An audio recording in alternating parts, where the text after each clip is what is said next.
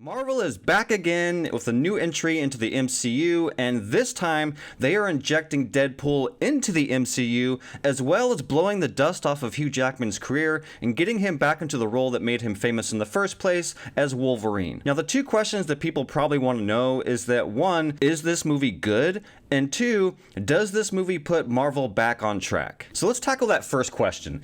Is Deadpool Wolverine good?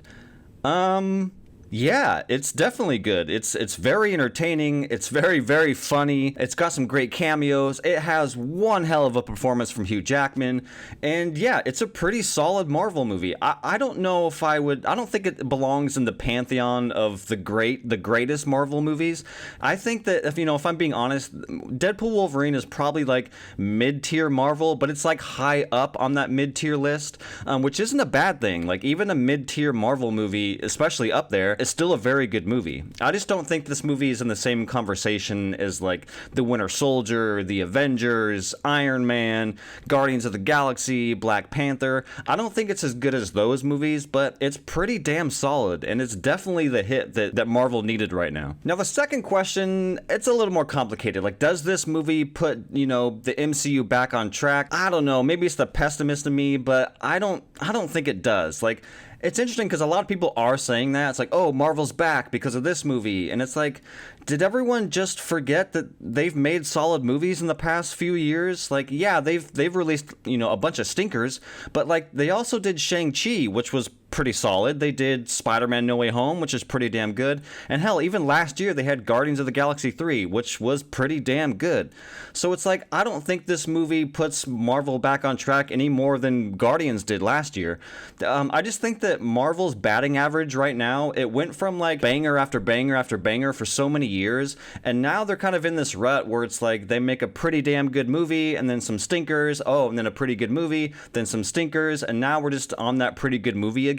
So I don't know if I'm convinced that this movie is going to bring Marvel back. I actually think the movie that may convince us is actually not this movie, but I think it's going to be Captain America, which comes out in February. I think that's going to be, the testament of whether or not Marvel is back, because yeah, this movie is solid, but again, Guardians was solid last year, and then the Marvels came out, so it's kind of like this roller coaster. So it'll be interesting to see, like, if Captain America is a great movie, then it's like, okay, yeah, I will sit here on camera on that review and say Marvel's back, baby. But until Captain America can prove that they can continue making hit after hit after hit back to back, then then I'll say Marvel is back. But as of now, it's kind of all over the place. So no, I don't think this movie brings Marvel back on track. I don't think it's like this big grand epic, you have to see this is the best Marvel movie ever made. But we'll see. That's just my opinion. Okay, so Deadpool Wolverine. Oh man, there's a lot to unpack here. I will say how this movie begins, I'm not gonna lie, was not a fan how this movie began. Mainly because, this movie had to tackle Logan. And I'm not talking about the character, I'm talking about the movie Logan. And, which makes sense, right? And for me, personally, Logan is one of my favorite, superhero movies of all time. Like, I would put it in my top 5 favorite superhero movies ever. I fucking love that movie. And what they do with Logan, I don't know if I liked it. You know what I mean? Like, I understand that they're kind of poking the bear with the Logan fans, and they definitely poked me a little bit. Because, like, yes, what they do is funny. Yes, what they do is clever. I was with the movie a little bit jokey, but the more I think about it, it's like, because of what they did in this movie, when I go back and watch Logan, the movie ends with the most iconic shot in maybe all of Marvel movies. And like, now when I go back and watch Logan, I can't help but think what's going to happen, if that makes sense. So it's almost like I feel like that emotional shot at the end of Logan is now kind of tainted, because now when I'm in that moment in Logan where I'm like crying and I'm like looking at the thing, it's like, oh, now I have to think about what happens next. And I kind of think that's a bummer. But again, this is just a small gripe. I just couldn't help but think like, oh shit, that kind of just robs that emotional impact of the end of Logan, because now I have to think about all of this fucking shenanigans shenanigans. So to me, as a Logan fan, that was kind of a bummer. And I do think the first like 40 minutes of this movie is actually pretty damn great. Like a lot of good setup, a lot of good emotional, quiet moments. You know, it's a very solid setup to this movie. And you know, I've heard some people say that if for those who haven't seen Loki, this movie can come off as kind of confusing. As somebody sitting here in front of you who hasn't seen Loki, I haven't seen a fucking episode of Loki, I actually didn't find this movie that confusing. Like, yes, I don't know the backstory of this group, this organization, so I'm sure a lot went over my head, but like, I understood what was happening in the context of this movie. I was never like confused, so I don't know if I agree that if you haven't seen Loki, you're gonna be confused and like, what's happening? Oh my gosh, like I didn't feel that way at all. And there's some pretty good moments in the front section of the movie. Like, you know, obviously Deadpool has to go find Wolverine. That's no spoiler here. And there's kind of a montage of him trying to find the Wolverine he needs.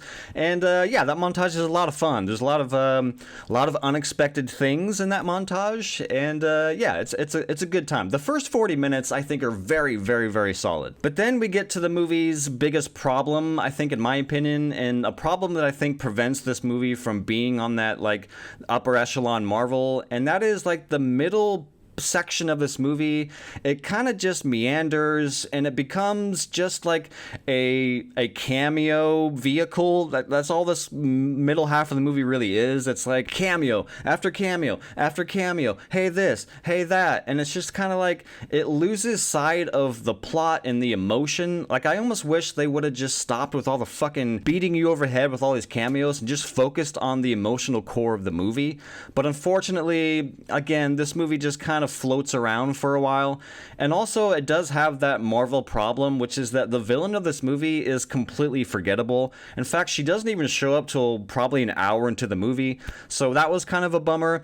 Although I would say that her powers, from a visual standpoint, she does some pretty cool things with her fingers. And I was like, okay, like visually speaking, that's a pretty freaking cool idea and pretty fascinating to watch happen on screen. Something we've never really seen before.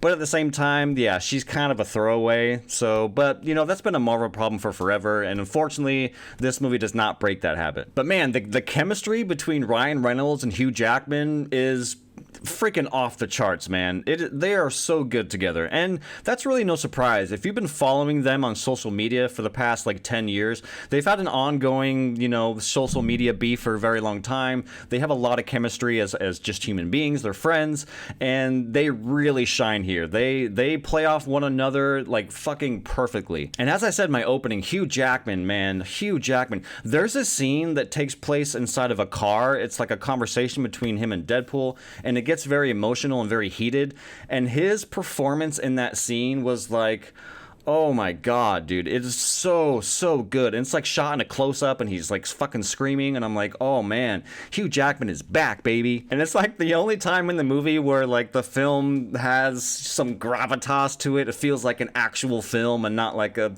roller coaster, you know, superhero movie. It's like that little scene when he's going off on Deadpool. I was like, oh man, we're watching a fucking movie right now. This is great. I want more of this. And their fight scenes together, oof, I'm kind of torn on their fight scenes, because on one hand, yes, it's well choreographed, yes, it's well shot, but the problem I have with their fight scenes, and there's two major fight scenes they have together, is that the movie relies on a needle drop in both fights, where I'm just like, I don't think you need to play fucking AC/DC while they fight. Like, why? You know, take the music out, take the score out. I mean, for God's sakes, we're watching two titans of Marvel fight each other. Why do you need to rely on, like, a fun, cool, hip AC/DC track as they fight? Isn't this cool and fun and exciting? It's like, dude, if you got rid of all fucking sound and just watched these guys go toe-to-toe with just the sound effects, I think you would have had a much more memorable fight scene in either case. But both cases, they have to like rely and lean on music to like make these scenes cool. But it's like, dude, you could have brought some gravitas to these scenes. Like, but again, it's still fun. It's still, funny. They're great action scenes, but I just think they could have taken it to the next level if they just would have just stopped relying on fucking needle drop music to make it cool and fun and woo. Maybe you guys liked it more than I did, but I just wish it was just a missed opportunity. But man, this movie is so funny. This is probably the funniest. This has to be the funniest movie that they've ever made. Like, there are so many jokes, so many one-liners. It's one of those movies that it's so funny that like you're busy laughing at one joke, but you've already missed 2 or 3 more. Like, this movie is that funny, and it's clever. It is very, very clever. There's probably stuff that I didn't even catch or didn't even recognize because I was laughing at the joke before. So yeah, this movie it'll get you fucking it'll get you that bad. And then that last action scene, woo, there's like a tracking shot where you watch Wolverine and Deadpool fight, and man, that was really cool. That was pretty damn cool. And it's one of those action scenes where like you want to watch it again because there's so much happening on screen that you definitely miss something. Like, I was looking at one thing and I'm like, oh, there's something happening in the background. Oh, there's something happening in the foreground. Oh, there's something happening on the left side of the frame. Like, there's so much going on, and I think that really, helps with that action scene because it makes you want to watch it over and over again to catch all the subtleties. Like, at one point, I think Deadpool just kind of disappears from that shot, and I'm like, wait, where the fuck did he go? I was watching Wolverine for a while, and then he shows back up. So, like, there's a lot of stuff that, I probably missed, and I really want to watch that scene again. So, yeah, that was probably one of the highlight moments of the film in terms of action. I thought it was well staged, well executed, and very, very visceral. Yeah, it was 2 thumbs up on that. That was a cool action scene. But yeah, to wrap things up here, I think the first 40 minutes of the movie are fantastic. I think the last 40 minutes of the movie is fantastic. I just think that middle section of the movie just kind of drags the movie down a little bit. It kind of loses focus for a while because it's too busy trying to shove cameos down your throat, and that just kind of prevents it from being like one of the best Marvel movies. But again, it's still solid. It's a lot of fun. I'm sure a lot of people are going to enjoy this, and I'm sure a lot of people are going to disagree with me. I've already seen chatter of people like, this is my favorite MCU movie, and to those people, that's awesome. I mean, congratulations. You found your favorite Marvel movie. Like, that's cool. For me, it wasn't that. At the end of the day, it's like, I have taste just like you have different taste, and for me, movies like Logan, like, that is my cup of tea. Those are the kind of superhero movies that resonate with me, and movies like this isn't quite my cup of tea. In fact, if I'm being honest, I wasn't even really excited about this movie. Despite this movie not being my cup of tea, I still found it to be very fun and enjoyable, and so, I applaud them. I mean, they got me. But yeah, I don't think this movie is on anywhere close to something like Logan. It's like Logan's up here and like Deadpool Wolverine's like here. Like, they're 2 very different movies and 2 different experiences. Some people may resonate with this more than they do Logan, but for me, Logan resonates with me a lot more than what this movie did. But yeah, I highly recommend this movie. Please go check this one out. I'm sure you're gonna love it. You're gonna have a great time. Take your friends, take your family. Well, maybe not your family, but it's very rated R. But yeah, this movie was a blast, man. It's again, it's not the greatest thing in the world, but it's a fun 2-hour ride, and you're gonna be laughing, you're gonna be cheering. Yeah, it's a good time at the movies, and I'm glad that Marvel has another hit up its sleeve. So yeah, did you see Deadpool Wolverine? Did you love it? Did you not love it? Let me know in the comments below. I'd love to hear your thoughts. And until the next time, I will see you on the next one.